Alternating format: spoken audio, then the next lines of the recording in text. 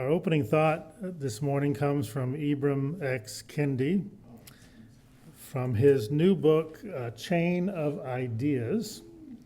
And just to let you know, I'll be offering a book discussion online beginning in May on this book. It's free and open to everyone, so be on the lookout for that if you'd like to join in. So all three of our readings today will be coming from the book Chain of Ideas by Ibram X. Kendi.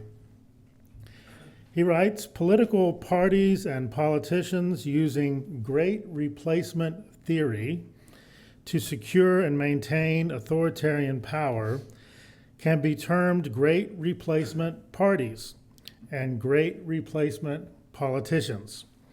Sometimes the great replacement financiers and theorists and politicians are one and the same, protecting their immense wealth, authoritarian power, and dominant status in the name of protecting everyday white people from the great replacement. Our next reading is also from Chain of Ideas.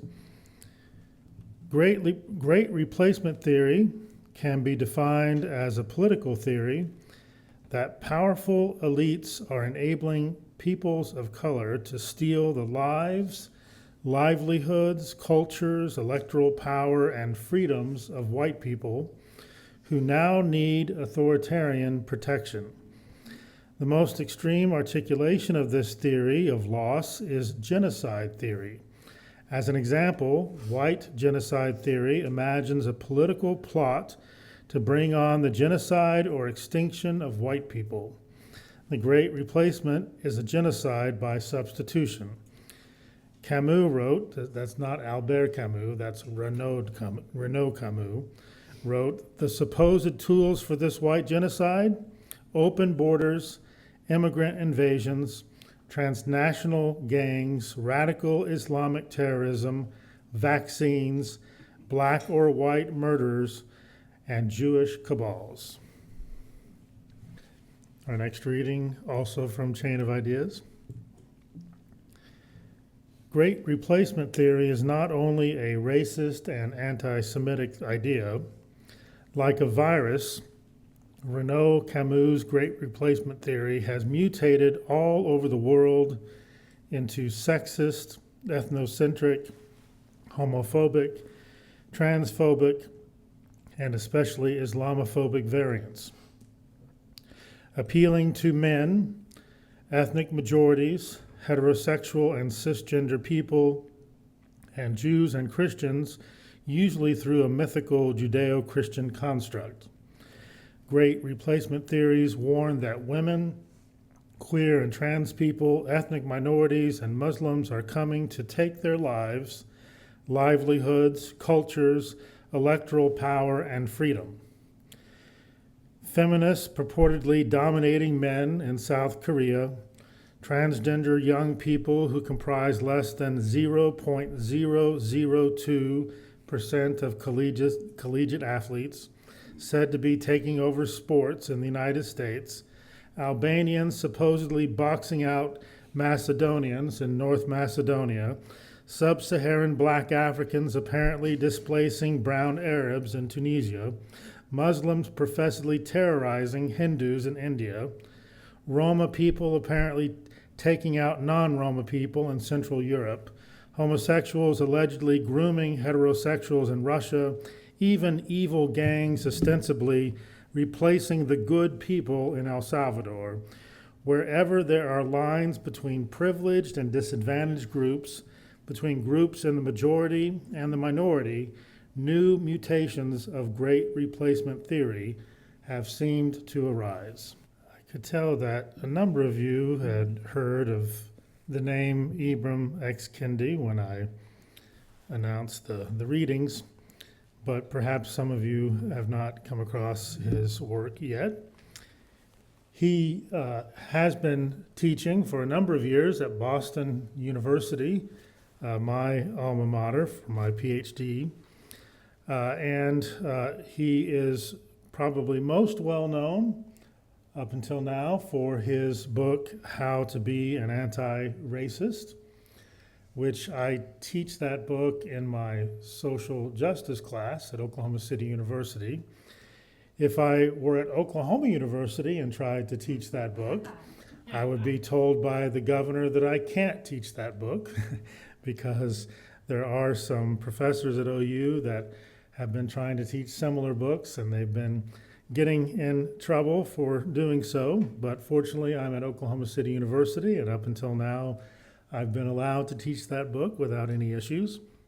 He also is very well known for a book called Stamped from the Beginning, and then he just released this book, Chain of Ideas, which is looking at the origins of authoritarianism in this great replacement theory and the propaganda that comes along with great replacement theory. I would say very few people, if any persons, have a more comprehensive understanding of racism and its causes and implications than Ibram X. Kendi. I'm going to pause just for a moment. I'm getting some feedback, so just want to see if we can get that testing. Are we okay now? Perfect. So, in his book, How to Be an Anti-Racist, Kendi makes a clear and powerful distinction between being not racist and being anti-racist. It's a big difference.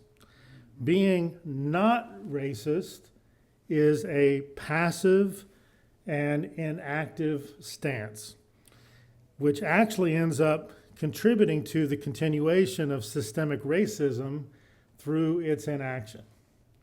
So being not racist is not enough. We need to also be anti-racist.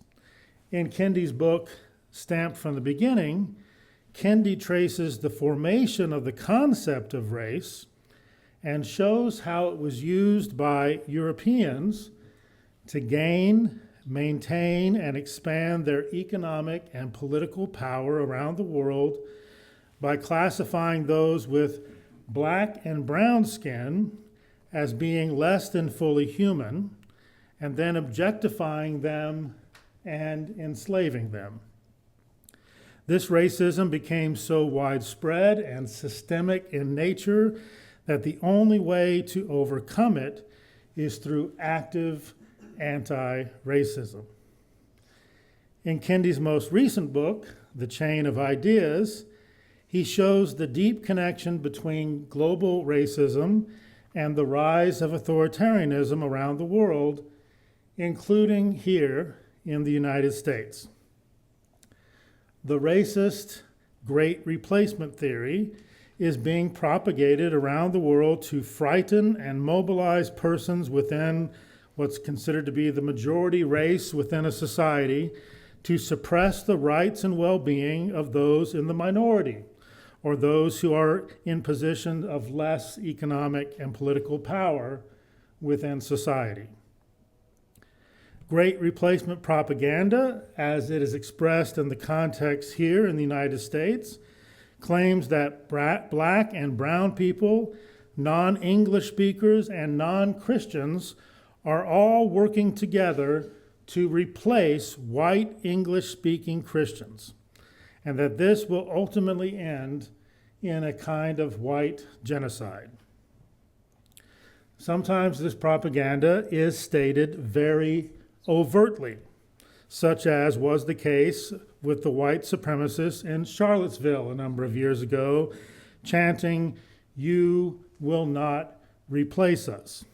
And sometimes it's more subtly expressed through slogans like "Make America Great Again." Maybe that's not so subtle. But the underlying message is the same.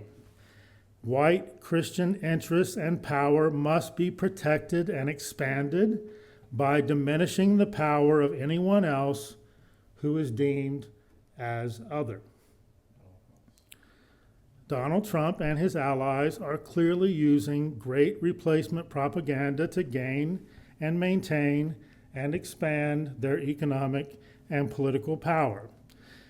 When they say our national blood is being tainted when they say black and brown immigrants are rapists and murderers, but welcome with open arms white South Africans, and when they promote Christian nationalism and make claims that we are a Christian nation, they are using the Great Replacement propaganda playbook. This past week, we saw the Vice President of the United States travel to Hungary.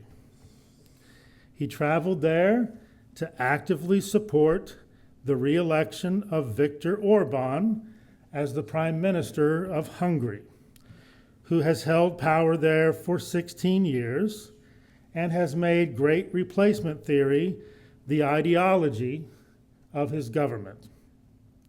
Orban has effectively used the country's fear of non-white and non-Christian immigrants as a way to take greater and greater autocratic control over Hungary. Trump and his allies have long looked at Hungary as a blueprint for what they want to accomplish here in the United States. Today, against the electoral odds, owing to unfair gerrymandering practices in Hungary, the people of Hungary have an opportunity to vote Orban out of power on this very day in their national elections. Orban has become more and more unpopular in Hungary in recent years, as his autocratic regime has led to Hungary being one of the most corrupt and poor countries in the whole European Union. But Hungary is not the only place in Europe where we see this dynamic playing out. We see it in other places like France and Poland, somewhat in Germany and Italy and Austria, in the UK as well. In the UK, Great Replacement propaganda was a significant factor in leading to Brexit, a decision that has made the UK demonstrably weaker, both economically and diplomatically, in the world, a decision that many people in the UK regret that they made. And this points to the irony of the countries that are succumbing to Great Replacement propaganda. Great Replacement approach actually does not end up helping the white Christian masses as it claims it will.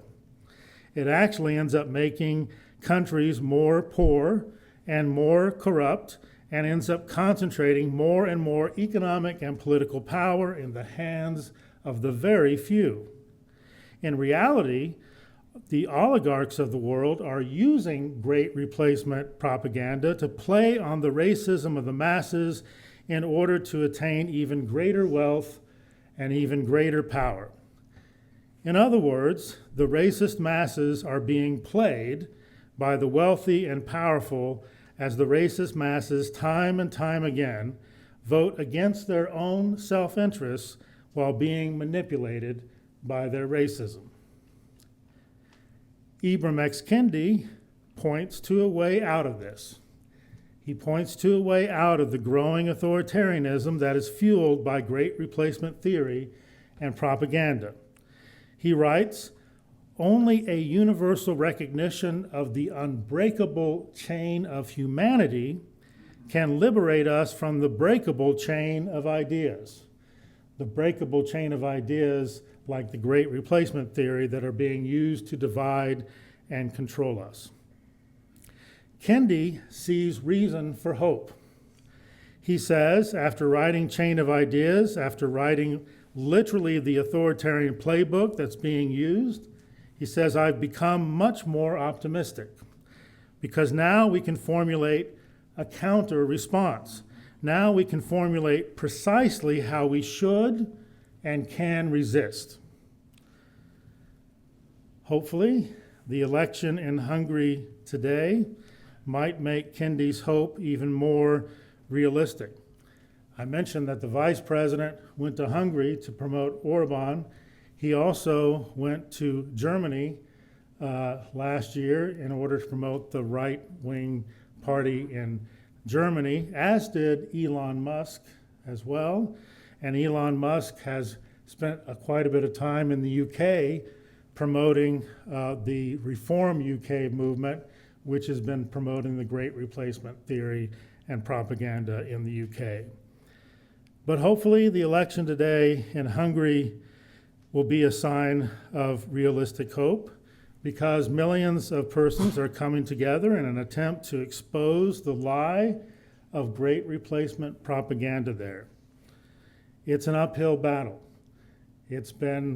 Hungary as a country has been gerrymandered so much that it'll be very difficult to remove Orban from power.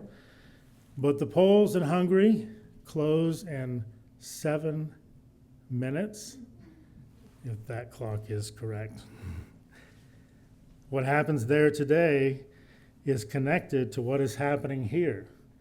There's an unbreakable link in our common humanity, which can break the chain of ideas that seeks to divide and continue to control us. Hear these words for our benediction from my friend John Lou Johnston. We shall overcome. When we can truly celebrate the diversity of contributions and talents offered by all people, we shall overcome hatred and prejudice and oppression. When we can truly extend our hands to one another in loving acceptance, we shall overcome the past that haunts us now. Living in peace and freedom, we shall overcome the wrongs that have happened and the debts left unpaid. Let us join together in that commitment to overcome.